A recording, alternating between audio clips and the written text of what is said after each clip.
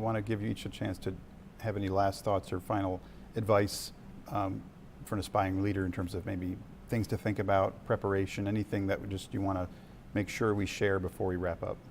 I would, particularly for aspiring leaders who are currently students, the best thing that you offer to a prospective partner or employer coming out of the University of Notre Dame is an ethics and a faith-based orientation and a demonstrated ability to learn, unlearn, and relearn.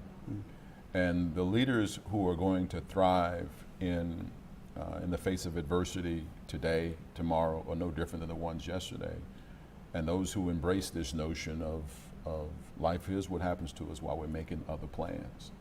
And your willingness to embrace change and uncertainty, what winds up being a calling card for how you live your life, how you lead. Because the only thing that is constant, and I'm now 25 years out of Notre Dame, the only thing that's been constant in those 25 years in my professional life has been change. And how adaptive have I been? And not from how adaptive from a success or failure perspective, but how adaptive from a mindset.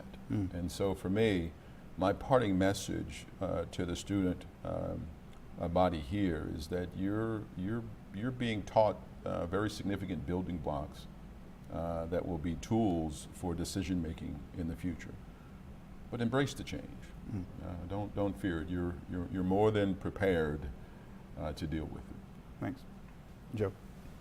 I guess if I had a message for aspiring leaders, it would be, it's not all about you. It's about the people you serve as a leader, and it's about the folks that you serve on a lot of levels. Amen. In an interview last year, I was asked, is there a book that you would recommend that all folks in business school read? And I'd recommended a book by a psychologist, Edward Deci, on why we do what we do. It's a brilliant little wisdom book on the notion of motivation. And he was saying, usually when we think of motivation, we think of it as something that one person does for other people. So the motivational speaker, Coach Holtz in the locker room beforehand, all of that. And he said, and that's there, and that does a certain amount of good. But he said a truer and deeper understanding of motivation involves creating conditions under which your people will be self-motivated. Because that is the gift that keeps on giving, you know. I was a Jesuit for 12 years, and the Jesuit way of measuring success in work is to ask the question whether you have rendered yourself superfluous.